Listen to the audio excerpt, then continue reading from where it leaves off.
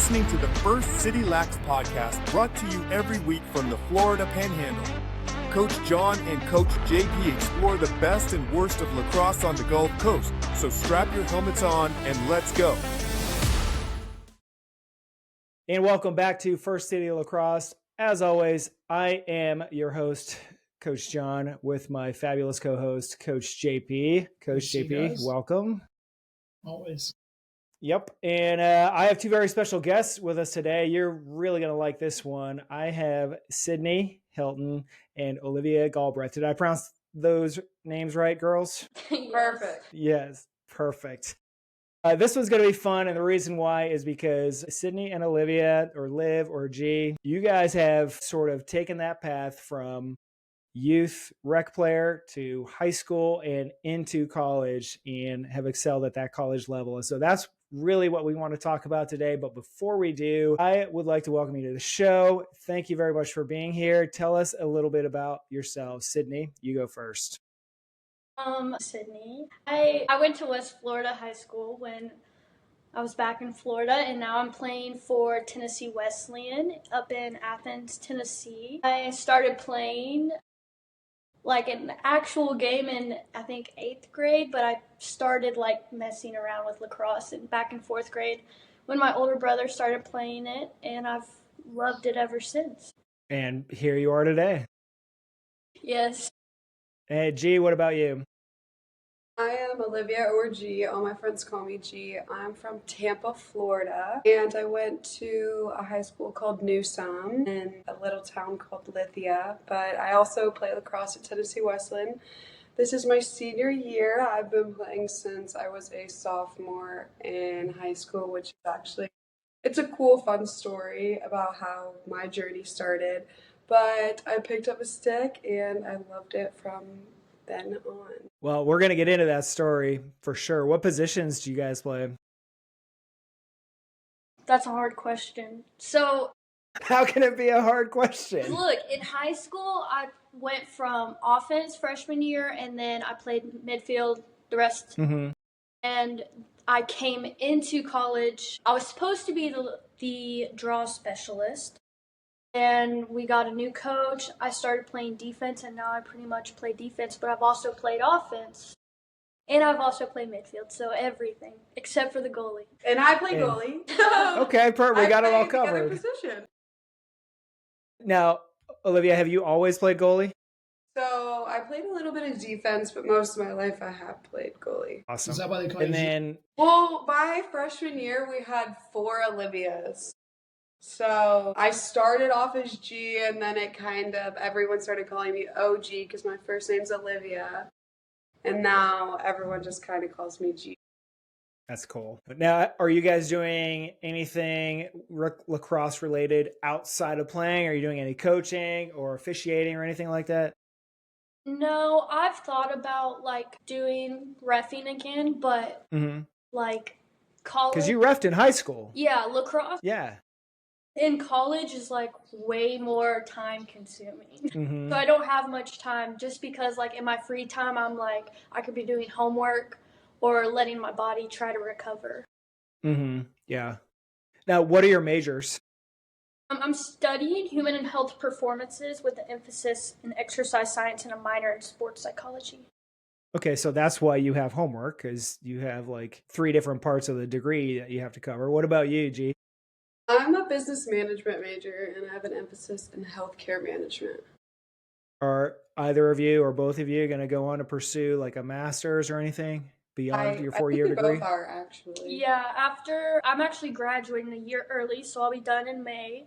And I plan to move back home and start working for a year and seeing about maybe getting my master's paid for. I'm not sure. Okay. Like, what, just like standing on the corner and panhandling, or like how are you going to get it paid? Well, like working at... I ask because the people, especially the other players who are listening, are going to want to know, is like, hey, maybe I want a master's. How am I going to get it paid for? No, yeah. I plan to come back and hopefully either work at Baptist or Andrews, and then that's how I'll see going through the company and still working and everything. Yeah, gotcha. That makes sense. Hey, what about you, G? Are you going to stay there to get your master's, like an MBA, or what's your plan? I actually am. I just made my decision about a week ago that I was Okay. going to stay, and I got offered the GA position on our lacrosse team. And for the people that don't know, what's the GA position? It's basically a grad assistant, where you're kind of like just helping out the coach in any way they need, helping set up drills, helping just communicate with teammates, communicate with others, things like that. Okay, cool. Cool. And Tennessee Wesleyan, is that Division 1, 2, 3, NAIA? What is that? It's NAIA. Okay, awesome. JP, you got questions for him? I can see your wheels spinning, my man. Oh, I'm just writing things down. You guys were talking about like hardly any time. I heard a coach talk about a couple weeks ago that these guys that start playing in college, that they're like, lacrosse is basically a part-time job without getting paid because it's so time consuming when they're going to school. So would you say that's about right? Yes. Yeah, it could be more than that sometimes. I know that we have 2-a-days a lot, so on top of class and then workout, you kind of have to fit in time to eat, do homework, and have a social life as well. Yeah, I mean, every weekend we have practice, so Sunday's like our only day where it's just like... It's like laundry. Yeah, gotta do our laundry. All right, let's do a couple of rapid fires real quick. You ready? Ready. Yeah. All right. What book, podcast, app, or favorite TV show do you have right now? I would definitely say that I love podcasts. I love mysteries and like crime podcasts. So I got into it's like a serial killers podcast. I'm not sure what it's called. That sounds terrible, but it's very No, maybe you wouldn't be surprised how many people are into that sort of thing. yes, and there's So you a like whole the bunch Mr. of like Ballin type hotel- stuff, huh? Yes, kind of something like that. What's the name of it? I think it's just called serial killers. I think that's Serial Killers? the Okay. name of it. I think I know which one it is. What about you, Sid? Well, I don't really read. I'm sure my mom's watching this. She's probably laughing at me. But I've tried to listen to podcasts, but I can't get into them. So I'm kind of like a music person. But I have a favorite show I like to watch. I just started Designated Survivor, and I really am into that one. Or Landman that just started on Paramount. Yeah. That's a good one. Yeah, okay. Those are both good ones. Yeah. Awesome. And then do either of you have a favorite player that you kind of follow, either pro or college? Favorite coach, anything like that?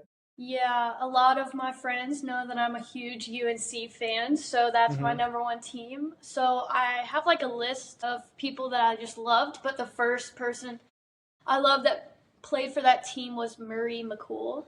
So I would say he's probably my favorite. And what about you, G?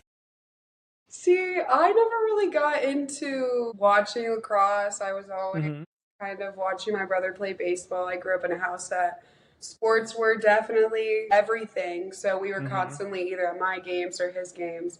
So I was never really following any other teams. I now find it interesting. I love watching men's lacrosse. I think it is so interesting. So I follow men's lacrosse a little bit more than women's. Just watching. You got a favorite player? No, not really. No? Yeah. Is there a player or coach you think that if you were to coach, is there somebody that you would sort of pattern your style after? Or is there a coach that you really like? Or have you, in all of your lacrosse playing, is there a certain coach or player that you've seen is like, that's what I want to be like? Is there anything that jumps out at you? Yeah, 100%. So actually, the story of how I got into lacrosse, my neighbor, he was the head lacrosse coach, or one of the head lacrosse coach that helped out our high school. And he had asked me to play, and I said that I was interested, and then I wasn't interested, and then I ended up just not getting paperwork in, and things didn't work out quite the right way. But he came and he knocked on my door, and he was like, you have another opportunity, come play. And that's how I got into it, and I never stopped. And he was someone that I looked up to, and he taught me everything I know about lacrosse. What about you, Cydnie? I would really say, you'll know who I'm talking about. One of my favorite coaches from high school, her name was Coach Kendall. I would say her. I loved her. She was a great asset to our program. I remember from the first contact I had, because I don't know if I ever told you this. She reached out to me over email because she had just, she played club at Navy, and she reached out to me when she came here to Pensacola for flight school. And she's like, hey, I've coached before. I want to get back into coaching. And at the time I was like, yeah, I would love to have a solid girls coach. And she absolutely knocked it out of the park. Yeah, she did. She was fair.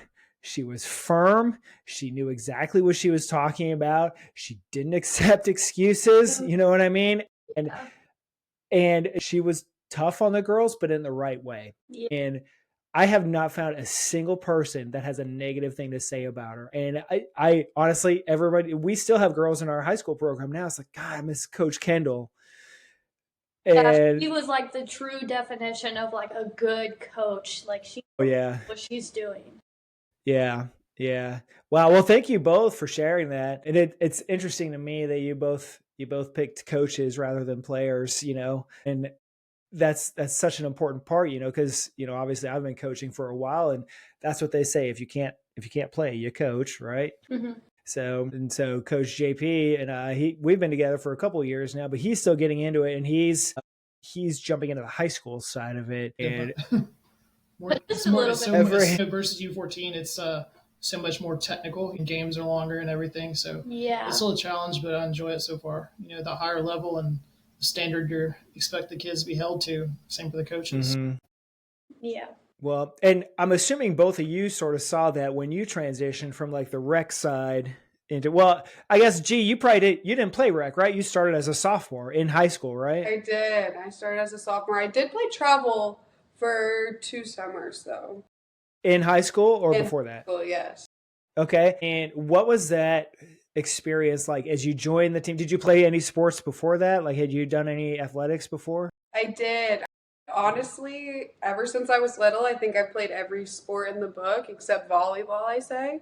But I was actually playing flag football going into college or high school, and then I switched over and I stopped playing, but I still love it. I still love football. I just think that with having a brother, that's all I knew was always throwing the football outside. Yeah, that's right. The big three, right? Football, baseball, basketball. Yes. Or if you're in the South, it's soccer, pretty much. That's awesome. People talk about baseball, football, and I'm just like, okay, like, oh, my kid plays lacrosse. I'm like, really? Because it's just that type of sport. It's more exciting, it's unique. Yeah. How would you say, now, Cydnie, did you play other sports too? I mean, I know you for a long time, but I don't think I remember you playing any other sports. Well, when I was really young, I don't know what that thing is.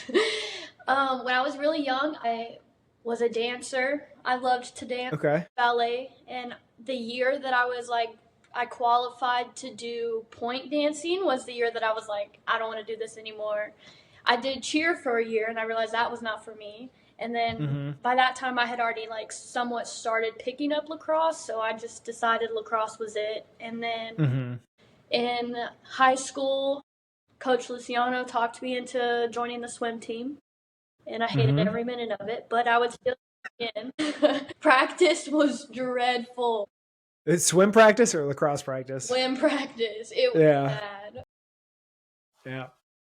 Yeah, because you guys would practice in that pool that was outdoors, and then if it would rain, people would be like, hey, is practice canceled? And he'd be like, no, you're already wet. You're getting wet. Yeah.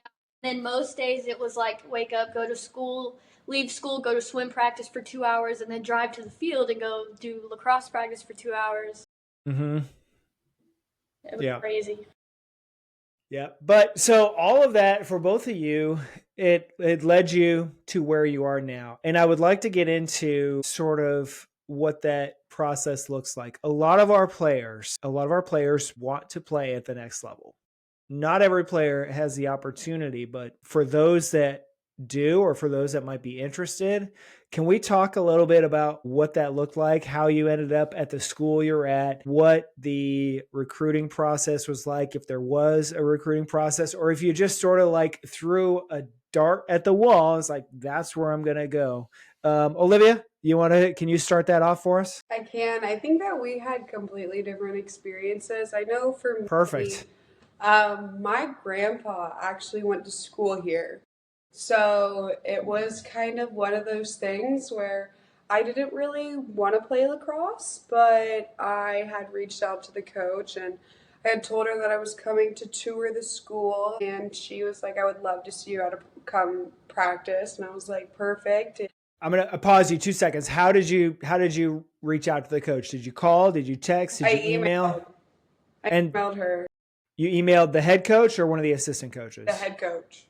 Gotcha. Okay. Sorry for the interruption. Continue. You're all good. I emailed her, and I actually came for a visit, and it was on a random winter day, and I met the whole team. I practiced with them, and after that we talked for a little bit, and then I made my decision that I wanted to play lacrosse, and I never toured another school. I never went anywhere else. I was just kind of content with my decision and fell in love with the people and the coach. So it was one and done for you. It was. Well, I toured other schools, but nothing that would have allowed me to play lacrosse. But when I came here, I was like, this is where I'm going. I love that story. I love the fact also that you got like family heritage at the school too.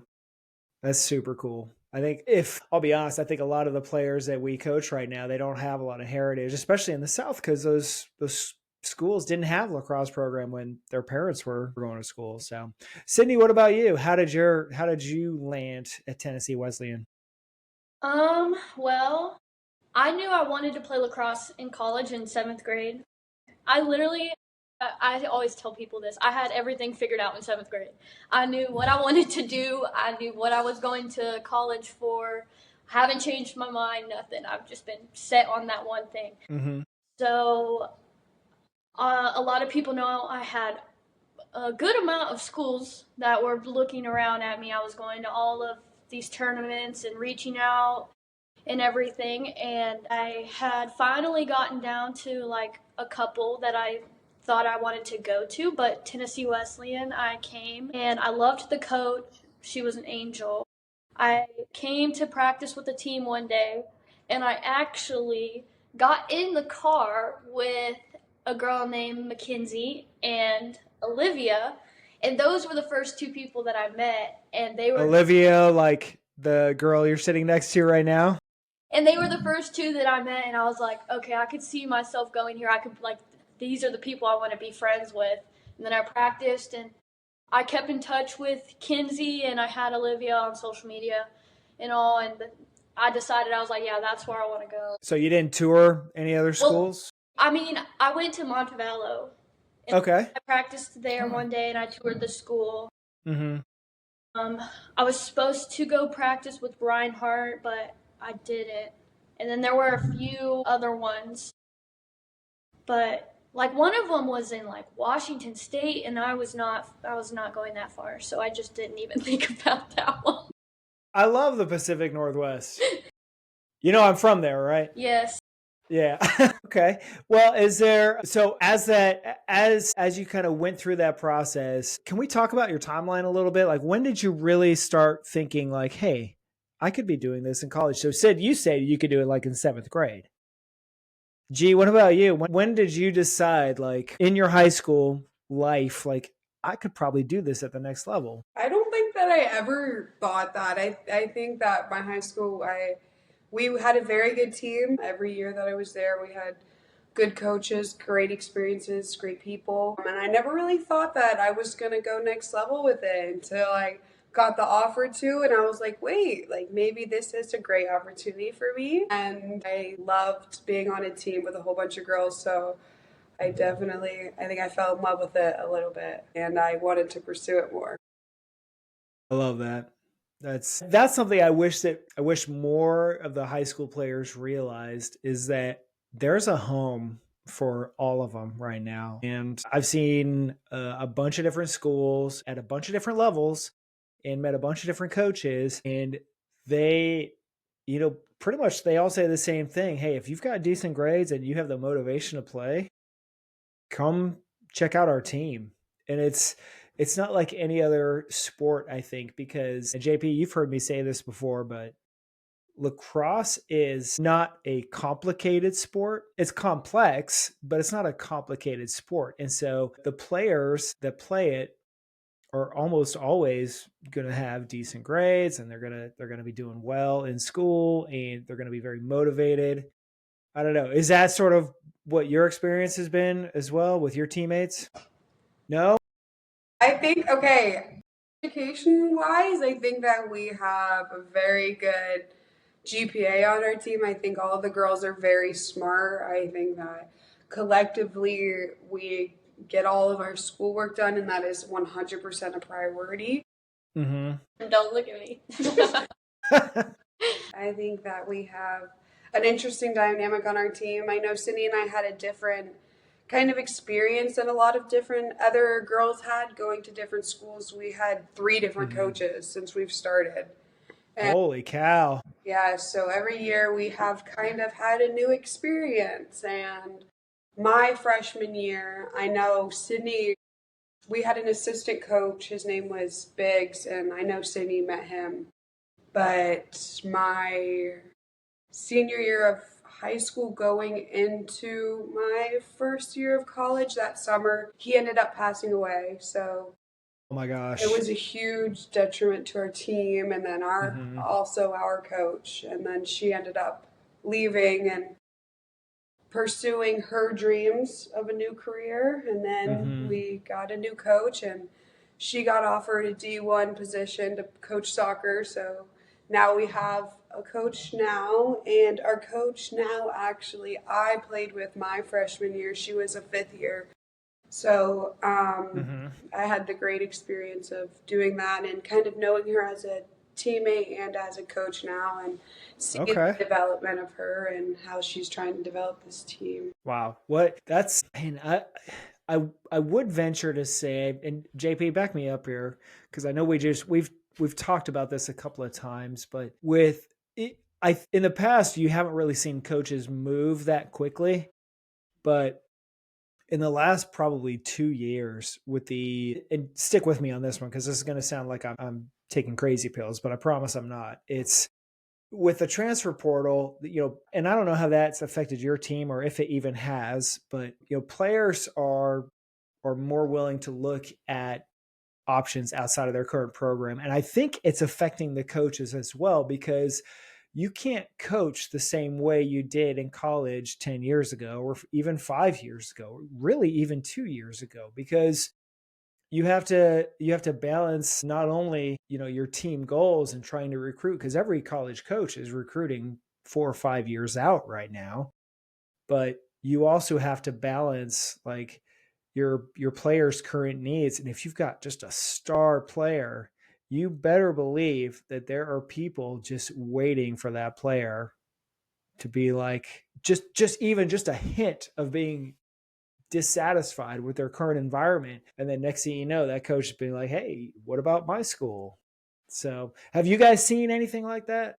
Yeah, I think that we experienced definitely a little bit of it. I think I am a strong encourager of people transferring and finding their place. I think that everyone has their home, and I would never fault a teammate. I know I made great connections with girls that ended up leaving and finding a new place to be, but I think that it was best for them. And I think transferring allows girls to find a place that they feel more comfortable and they have a team dynamic that works best for them.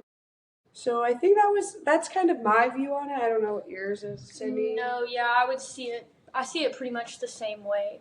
I mean, since I've been here, we've had, I think, just 1, 2 go in the transfer portal, and of course one of them was the girl that I met when I met Olivia, and my roommate from last year. And wow. I definitely see like the difference between my roommate from last year and this year. She's a lot happier where she's at now, and it's good that she's only 30 minutes away, so we can still bug her. That's awesome. Well, I appreciate you sharing that. I know JP is he's waiting to ask you a few questions here too. So I'm going to shut my mouth for a minute. JP, what you got for him? Yeah, I got quite a few. So, I mean, what would you say to like the up and coming players, about their attitude, what they need to do? Because you guys, talked about seventh grade, you're already looking at colleges and wanting to, do that. So what kind of advice do you have to young men, young ladies trying to do the same thing? Like what to do differently or what not to do? It's for both y'all. So what was the last half of that question again? I think I have short-term memory loss. That's all right. Basically, you guys talked about seventh grade, you're already looking at a college, you want to play in college. So what would you do differently and what would you tell up and coming players to do as a piece of advice? Honestly, I would talk about grades because there were times in high school where I was like, they don't even need my grades. And then like with COVID, when they were like, oh, we don't technically need your ACT or your SAT, I was like, yeah, whatever, like I'll be fine. But I wish I would have taken it a little more serious because, I mean, it could have benefited me in the longer runs, but I'm back on now, so.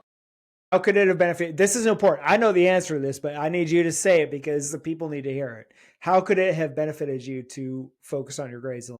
So I'm not sure if this is at all schools, but with our school, it's like you can either get athletic or academic. But the coach that recruited me was telling me how she was putting them together so she could try and like cheat the system pretty much. But if I would have taken it a little more serious the last couple of years of high school, I probably would have gotten a higher scholarship. Although I did get a good scholarship, I'd never not be thankful for it, but I think it could have benefited me a little bit more. I definitely think that it has to do everything with your attitude. I think that attitude is the biggest thing for any player, for any recruiting trip, for any conversation with a coach or a player. Like, a coach is not only looking at how you play but how you interact with the team, and I think that having a positive attitude, whether you mess up or you're nervous, is always something that's great to bring to the table, because I know that that's something that as a team we always strive to have, because sometimes when we're not doing the best, we need those people to kind of just pick us all back up and put us in a better mindset. I think it's definitely something we look for in girls that come in. Yeah, that's a good answer. So you guys, I mean, you're obviously playing at that next level, you know what I mean? I mean, what would you do? What would you change? Anything you would say? Like I said, you guys are playing at college level now. You know what I mean? Like anything differently besides grades, you tell these kids, hey, you need to work on this, like fundamentals and stuff like that. Yeah, I mean, looking at trying to play lacrosse in college or just a higher level, a lot of coaches I noticed during my recruiting time was that they were looking at your skills, they were looking at your stick skills, like stuff like that. Like some coaches were looking for athletes who can pass, catch, shoot with both their right and their left hands. So, I mean, I would say that's like a huge one. I don't think that I could necessarily point out something specific about something I wouldn't do differently. I think that my experience in lacrosse and these 4 years that I've had has been a whirlwind of emotions and kind of a roller coaster, and I wouldn't change it for the world, and I would encourage it for everyone. I think that a dynamic like this helps you almost mature into a better person. And I think it teaches you a lot of life lessons. It teaches you how to be a leader, how to build a better team-led environment, if that makes sense. I know that our team sometimes struggles being in unison, and I think that that's something that you need to bring into the real world. And I think experiences on a team have definitely pushed me to kind of mature in different aspects in life. So you would say that the things you learn in lacrosse translate over to other things, for example, like school or work or relationships or anything like that. Is that a fair summary? Absolutely. Yeah. I think that any sport that you play or any team or any coach, they always have an impact on you. And Everything that you take from one thing, you learn, you can take and use somewhere else. Yeah, because I mean, sports in general, not just lacrosse, but sports in general, being on a team, or even if if you play a sport that, maybe it's individual events, like maybe you're tennis and it's a one-on-one matchup, but at the end of the day, you're still on a team, or track, you have a one-on-one event, but at the end of the day, it's all about points and adding up those points, understanding your role in that environment, and understanding like where your individual effort falls into place, because you guys have seen, I think, that in your years of playing, that when players start to think about the bigger picture and they see how their individual effort contributes to the overall goal, everybody starts to come together. But until that happens, when players are just sitting out there saying me, or I want to be captain, or I want to be the MVP, and they are not thinking about their team, that also translates over to their work life and their school life and how they handle relationships. So understanding that sports is just a reflection, and if you do it right, it could be a model for how you frame everything else outside of sports. Yeah, absolutely. Yeah. Sorry, what do you guys, I hijacked that. It's all right. So what do you guys do versus when you played in high school and college? What do you guys do to get ready for a game, like to get yourself in the zone? Like any rituals or meditation? I have not changed a single thing. I do the exact same thing every single time. I have a certain playlist of songs that I listen to before every game, and that's just pretty much what prepares me. And I normally just sit in my locker and I keep my mouth shut. I just prepare myself for the game, to be honest. And I'm the complete opposite. I love being the energy of the team. I love making sure everyone kind of is bringing that back out onto the field. So when I'm getting ready for a game, main job, I kind of try to put it as, is try to get everyone as energetic as possible to bring positive energy onto the field. Appreciate that. I know it seems like we repeat ourselves some of these questions sometimes, but a lot of times when you guys are explaining things to us, you answer the questions that we were going to ask you already. I just love that you guys are both polar opposites. So that like Cydnie's like, I'm putting my earpods in or whatever. Like I'm just listening. I've got my playlist going. I'm in the zone. I'm doing my thing. And that is totally normal. There's a lot of players that do that. And then G, you're just like, you're checking on all your players, which is exactly what I would expect a goalie to do. Like you're the captain of the defense. You're just like, you good? Hey, let's go. Let's be positive. Like, and you've played now long enough to know that as a goalie, it's like on a good day, you're stopping 2 out of 3 shots on a good day. So even on a good day, 1 out of every 3 is going to get past you, right? We always say this: the bad guys always get a vote. They always get a chance to try to make a goal, So and so as a goalie, like you have to have such a short-term memory, be able to make quick corrections and be able to identify those things. And then Cydnie, I know for you, just like being able to play all those different positions, and now you're primarily playing defense, but you played offense so long. And so you can tell what an offensive player potentially is about to do. Both of you have a completely different sets of experiences.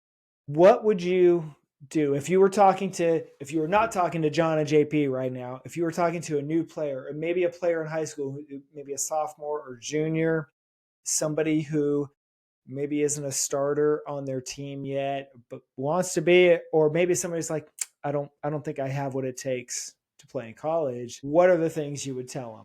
Do you want to go first?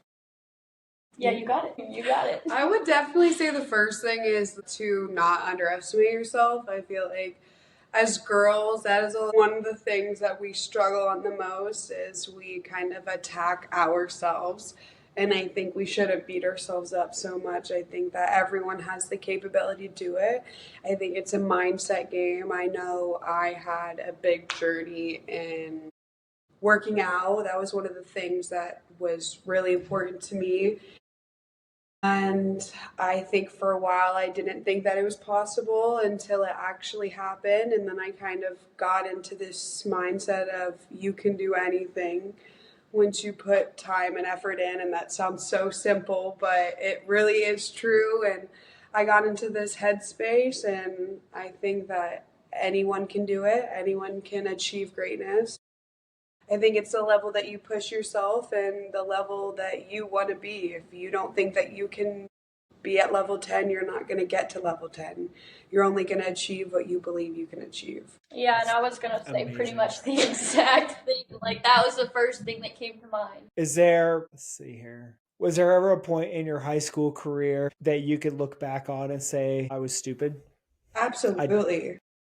My goodness, yes. Yeah, hit me. Let's hear it. I can't wait for this. This is going to be fun. So, total setup.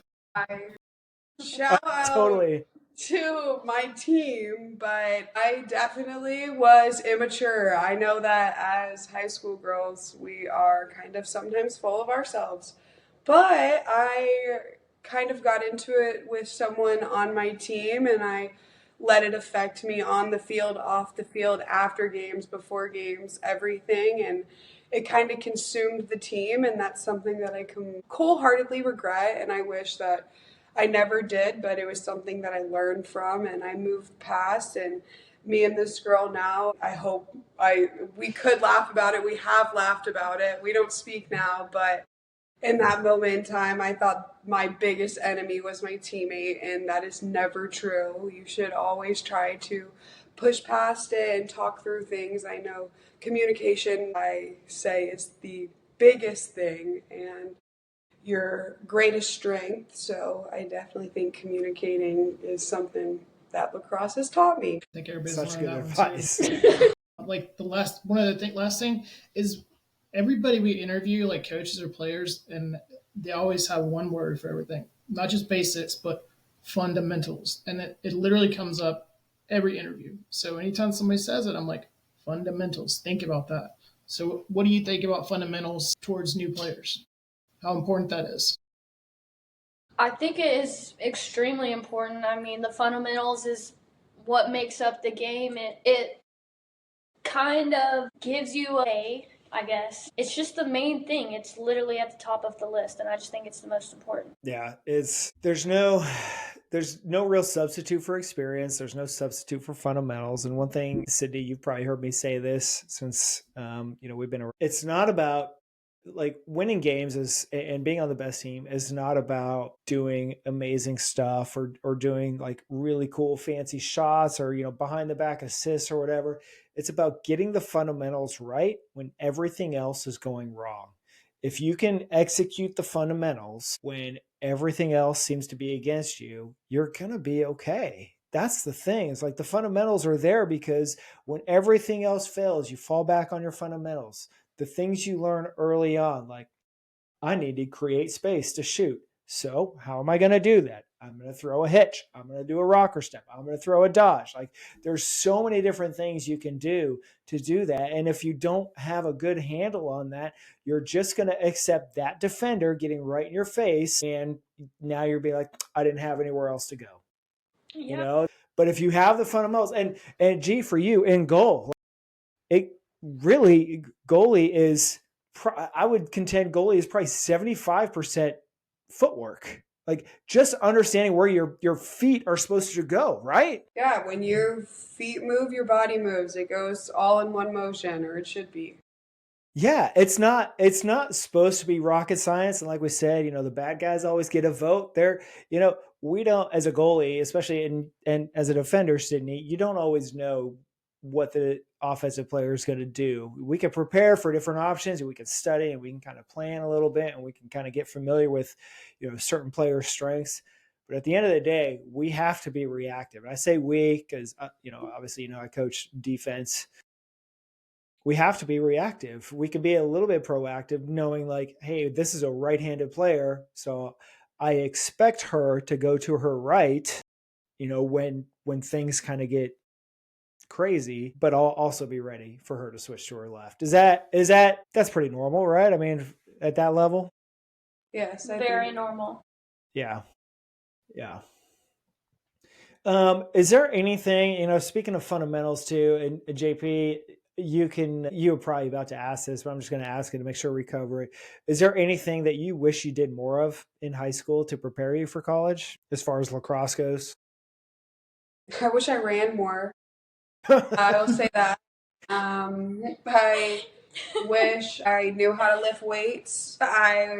There's a lot of things that I wish I knew, but I learned, and it was fun learning, but it wasn't. But I think that running is my final answer. You wish you would have ran more in high school? What about you, Cydnie? I'm not sure. I could say running, but I feel like that could be an answer for everybody, because no matter how prepared you are to run for lacrosse, you're never prepared to run for lacrosse. I'm never prepared. Have you ever put a tracker on to see how many steps or how many miles you run during a practice? I don't think I want to. I think you should. I think I would be like this. This is why I am the way that I am. So in a game, we've run these numbers before. In a game, a midfielder can run anywhere from like 3 to 6 miles. Wow. Which is pretty normal. That's your standard midfield. And that includes like running on and off the field. We've seen midfielders in college. I talked to a college coach recently, and he said one of his players, they tracked him during a practice, like a standard 2-hour practice, one of their midfielders. He ran 13 miles. That is a half marathon in a 2-hour practice. Yeah. I like the bully. I'm just staying in the net. I'm not going to move to midfield anytime soon. I can guarantee y'all that one. Yeah. So if you're a midfielder, be listening up. You better start running. You better get good at it. Yeah. JP, what you got, my man? That's it, man. Yeah. I think we answered all the questions. No, we got more. I got more. All right. So we talked. You do more running. Is there anything you do less of? I asked Braden and Kieran the same question. Of course you did, and they probably just were like. No, they full on were ready for it. They had their answer, but I'd like. Yeah, is there anything you wish you did less of in preparing?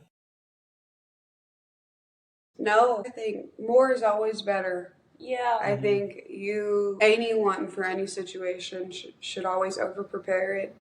It doesn't hurt to do that. And I think that's something that our generation struggles on, is we think that a lot of things are given and we have to work hard for things that are great. So I know a lot of us have worked hard.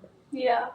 That's a great insight. What about you, Cydnie? Anything you wish you'd done less of? Like, I don't need to do this as much as I didn't need to do X, Y, or Z as much as I thought I needed to, and I should have focused on something else instead. No? I don't know. Can I tell you what Braden and Kieran both said? Yeah. They both wish that they would have focused more on dodging and shooting on the run, because they're both offensive players, Yeah. They wish they would have focused more on that instead of taking all their warm-up time to just stand in front of the goal and shoot. Yeah. So that's not very productive, and it's pretty unrealistic. How many of your shots on goal have been stationary? I've only scored 2 goals since I've been here. Not because I'm bad, but because I'm always on defense.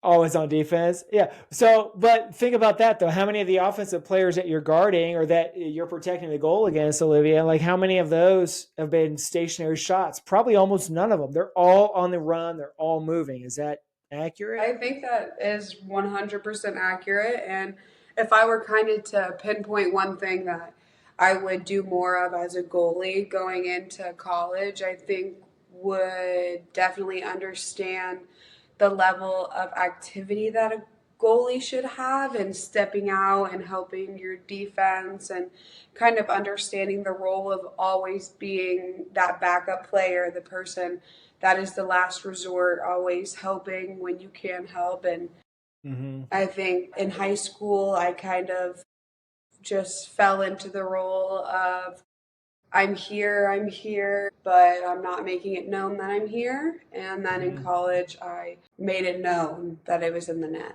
I think that's really important. Communication needs to be contagious. You know what I mean? When you have defenders or goalie yelling where the ball is at all times, I think that's really important. And I've seen a lot of times defenders won't be communicating a whole lot, but as soon as the goalie starts screaming and hollering, it's like it spreads to everybody, and they'll just keep going and going.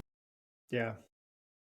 Yeah, I mean, the goalie is the captain of the defense. That's the bottom line. And I love the fact that you brought up that you took a more active role in the defense, because too often we see goalies that are content to sit back and just wait for that shot to show up versus being an active and or even a proactive member of the defense. I tell the defense all the time, it's like the goalie is an extra defender. I mean, if you get beat and you're hustling back to the crease or something as a pull, you know, on the men's side, if you're a defender and you're hustling back to find the next girl you have to guard, like if you ran a switch or whatever, the goalie is also there. The goalie can also guard her. Like even if you're standing close to that girl, she's close to the crease, the goalie can stand right there and prevent a pass. That's still good defense. If we can prevent a pass to the crease or to the X because the goalie's there taking up space, that's good defense. We take away their play. I mean, is that I I'm not taking crazy pills, right? I think that's a perfect example of what goalies should do. I think that it's also important to understand how to read a team and read film and determine how you play differently based on how another player plays. So I think that is also IQ wise. I wish I knew more of, but I think you fall into that role of understanding things because of how many different players you face. Yeah. And for you, Cydnie, playing defense, you know, coming from an offensive background and switching to defense in college, which I think is actually more common than you might think. A lot of players will switch positions. Is there, how do I phrase this? How would you rate like what the benefit is to being an offensive player for a number of years? And I'm just going to say it, you were a good offensive player. I mean, got your picture in the paper. Everybody saw it. Like every team we played or every team you played, they had to have a plan to stop you.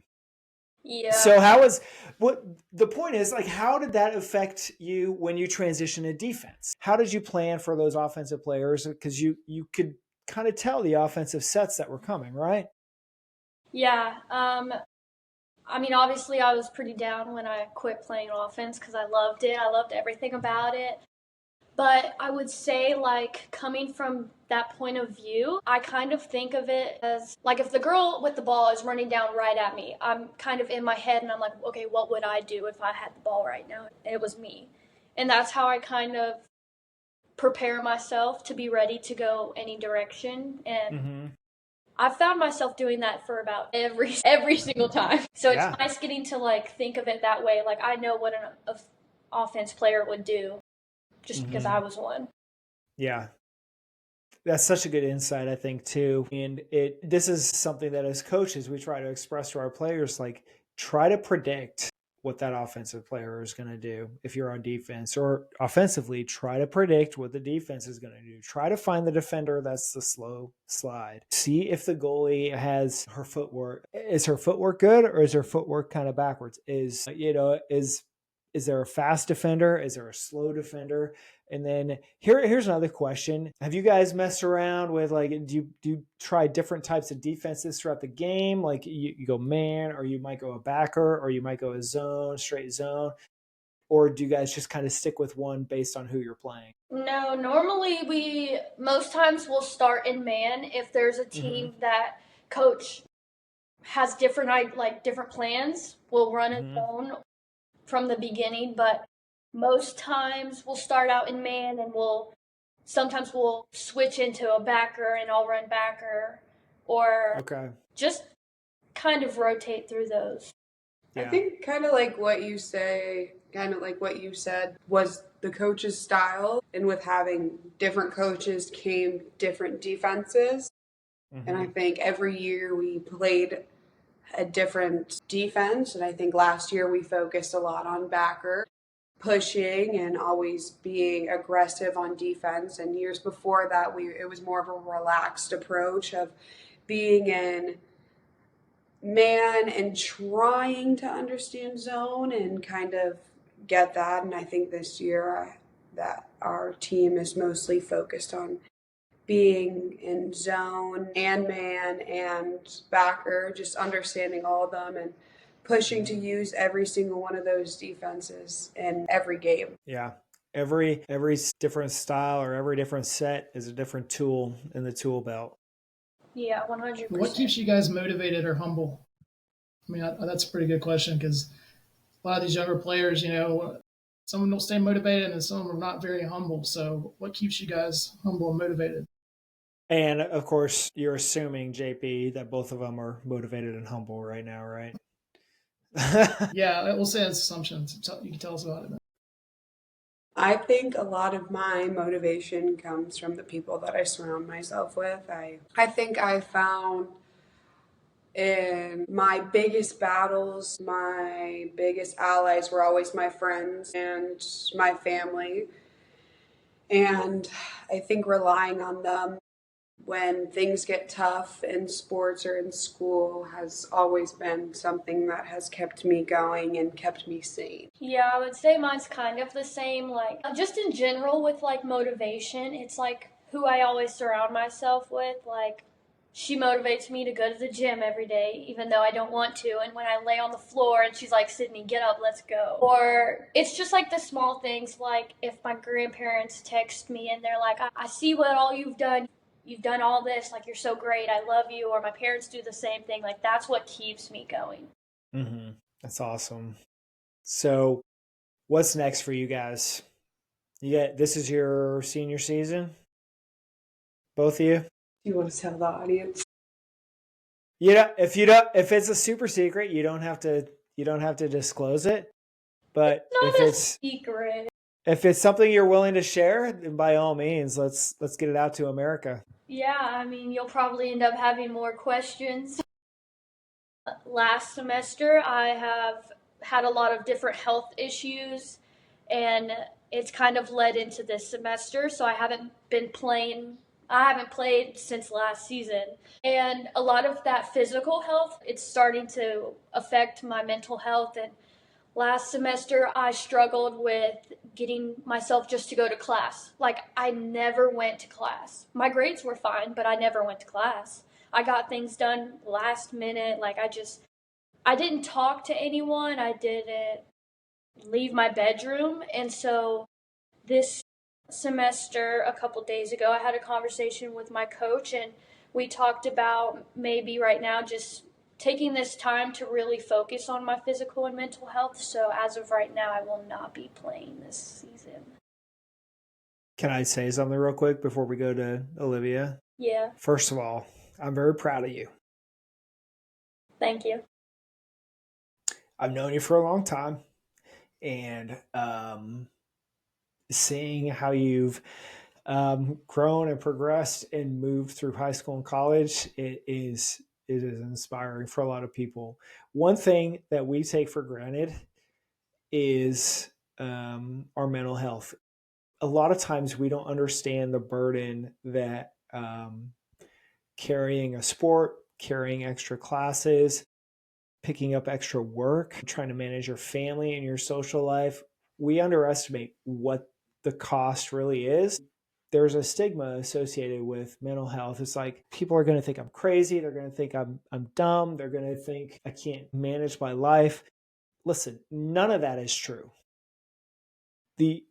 Those are all things we tell ourselves to try to justify what we're doing, and that we're just going to keep on pushing because that's what we as athletes and as humans are trained to do, like from an early age. There is absolutely nothing wrong with taking a time out and saying, hey, I need a timeout. We have them in sports. We have them in work, right? We have PTO. We have days off. We have opportunities to take the time and say, I need a break. And so whether it's physical or mental, your health is your health. And it's the most important thing you can do. So I'm very proud of you. Sometimes it's hard to say that, and sometimes it's even hard to admit that, but there is nobody on this planet that has the right to judge you for making that decision for you. So that doesn't bother me at all. In fact, I'm glad you said it, because the athletes that listen to this program and the parents also, they need to hear it. Yeah. All right. At times, man, with mental health, you can get to a point where it's like you're on autopilot. You know what I mean? You're not really you're just surviving, and that's pretty dangerous. People need to learn to talk about it and not look down upon it, because that autopilot will take you out. Yeah. So Jay, what's on tap for you? What's your plan? I know you talked about potentially getting a master's, but you still got a season left, right? So, yes, I technically do still have a season left. If you don't want to disclose it, you don't have to. No, it's all good. I am hopefully stepping into more of a helping hand this season instead of playing. I had a little bit different 4 years in lacrosse. Started off with an injury the first day of practice, my first ever day playing college lacrosse. And then I just was injury prone from there. And it led me into kind of a rough patch. And I wasn't where I wanted to be, weight-wise, athletic-wise, health-wise. So I am a very big advocate of the gym now. It was something that was very motivating for me to kind of get into. And like Cydnie talked about, it's mental health is definitely a very positive thing to talk about with athletes and with team dynamics, understanding your teammates, your coach. And I think that as a player that has experienced a lot of different things, I hope that I can help others on my team or others that come in, and I'm excited to help out in a different way instead of being on the field. And I want to help out, and I want to continue to kind of bring that energy, and that's my main goal for the season and my main goal for my future past lacrosse, to just kind of be a positive light. I love that so much. So for both of you, as you hang up the cleats, is there anything in your future that involves coaching? I definitely feel like I'm going to coach when I have a child. I know when I have a kid. When you have a child? You're not going to coach before then? No. Like a lacrosse mom, I will be a baseball mom. It will be something. I will be a coach. I will be a help. I don't think that in the near future that I will be a coach. You know what? You never know. I could fall in love with it. I definitely feel, as a friend looking from the outside, I definitely see Cydnie being a coach. I definitely see her adopting that leadership role. I think that she is definitely a positive light to a lot of people, and I think she says she doesn't work with kids well, but she understands the game. She understands how to approach things and how to work with people in a way that some people don't know how to do. And I think that may push her into maybe a coaching career sometime in her life. We should probably let her answer that now. Sid, what do you think? Is there anything in your future that involves coaching or getting back into officiating? I definitely do want to keep reffing. I love reffing. This is going to sound so bad, I love putting people in their place. So when I'm reffing and I've got the 8U coaches going at it, I'm like, dude, they're 8. Why are we yelling? Like, I just love doing that. Yeah. That is so fun to me. But I could see myself reffing. I mean, no matter what, with where I'm going in life, I want to become an athletic trainer. So I'm always going to be around sports. It could be baseball, it could be softball, it could be lacrosse, but I mean, I don't know. I mean, it's all part of God's plan. I couldn't tell you what my future really could be like. Well, I appreciate you guys spending some time with us today. JP, did we miss anything? Were there any questions we didn't ask that we said we were going to ask? No, I think we asked everything, maybe twice in different forms, but yeah, we're old. You gotta forgive girls, us. Listen, we appreciate it. I think this is so important to be able to get the word out. And it's really important to know that no matter where you're from, that, for Cydnie, obviously from the Panhandle, and then G from, a small town outside of Tampa, like there are so many opportunities out there for our players. If you want to play a sport in college, especially if you want to play lacrosse, I think you two are a shining example of what could be done. So you're coming out of there with a degree, you're coming out of there with years of lacrosse experience, and you have let it shape you and sort of frame your outlook for the rest of your life. And that's such a big thing. I am so grateful that you guys took the time to sit down with us today. Thank you so much. Yeah, we haven't done this before, but is there anything you want to ask us? You got us. But we're only going to answer one question, if there is one. Can we talk about it? Can we whisper for a second? Yeah, you could whisper. We'll be back. Yeah, but I'm not going to mute you, so we're just going to go with it. You don't have to if you don't want to. Okay, as an adult, what would your advice be for us coming out of college? I know that we talked a lot about coming out of high school for kids, but what do you think is the biggest thing you would say coming out of college that we should look for or try to kind of move into? JP, you want to go first or you want me to go? Well, it's going to be a transition. You know what I'm saying? Being in school a whole lot and then, getting work done. Then all of a sudden, next thing you know, you're waking up going to work from 9 to 5. It's just, that's a good question. I don't really know what else to say. It's just me to take an adjustment period. Stay humble, I can tell you that. Try to learn as much as you can. I would say never devalue yourself. And what I mean by that is, your worth, your value, and never settle for something that you don't want. If you have a goal that you're trying to achieve, if you have an idea of what that looks like, and you're both smart, so by now you figured out the steps you have to take in order to get to where you want to be. Don't let anybody say things like you're not good enough, you're not smart enough, you're not fit enough, you don't have enough experience. None of those things matter anymore. We are in a day and age where if you don't value yourself, nobody's going to value you more than you value yourself. So value yourself, understand that you have an immense amount of knowledge, an immense amount of experience, and unlimited opportunity to do the things you want to do. Never, ever settle for something you don't want to do. Never, ever settle for something second best. Be the absolute best you can be. Wake up every day and say to yourself, only good things are going to happen to me today. And if you do that, you are going to find yourself surrounded by positive people that support you and love you and care about you and will help you reach your goals. So that is what I would have to say coming out of college. You guys are checking all the boxes. You're doing all the right things.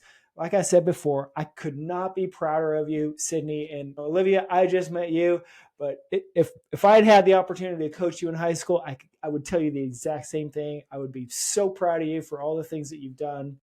This has been so much fun, you guys. I hope we get a chance to do this again. And I hope you guys continue being a part of lacrosse because you have such an experience and such great insight to offer the players of today in moving into the future. You're already successful. You know what I mean? You talk about the schooling, the hospitals, all that stuff. So you don't have a whole lot to worry about. I promise you that. And then being humble, that's another one. But you guys, I don't know. You guys, I don't see an issue with any of that. You guys will be fine. Well, thank you. I think that we have had a great time talking to you. And I think that we just are very appreciative that our experiences can be shared to others, and hopefully they can learn from either our mistakes or our journey. Well, with that in mind, if someone wants to get a hold of you, how do they do that? What's the best way? Instagram, Definitely. Snapchat, Facebook, Instagram? Yeah. What are your Instagram handles? My Instagram is my first and last name. It's just Cydnie Helton. And mine's olivia.morgan. Olivia.morgan.g. Okay. Is it okay if we put those in the show notes for today? That's perfect. Okay. So there you go, everybody. If you want to get a hold of them, you want to reach out, now you have it. So JP, thank you once again for being here and being a part of this. As always, you provide the absolute best second level and third level questions. And Olivia and Cydnie, this has been so much fun. I appreciate you. As promised, this went a lot faster than what you thought it was going to, didn't it? I think that it was a lot easier. I was very nervous. I was like, what if I don't know the answer? Well, I think you both did great. This was a lot of fun. Listen, for all the listeners out there, thank you for listening and tuning in. As always, you can find us on Instagram and Facebook and YouTube at First City Lax. That's 1ST, City Lax. You can also find us on any of your podcast platforms. So drop us a like, subscribe, comment, any of those. We love to hear from you. If there's a topic or a guest you want us to have on here, just let us know. You can always find me at Jon at firstcitylax.com or just send us a DM on Instagram. Last words, be a good human, get your reps in. We will see you next time. Bye-bye, everybody. If you like what you hear, drop us a like and follow wherever you downloaded this podcast from and on Facebook, Instagram, and YouTube at First City Lax. Check back every week for more content. Thank you for being a part of the First City Lacrosse podcast.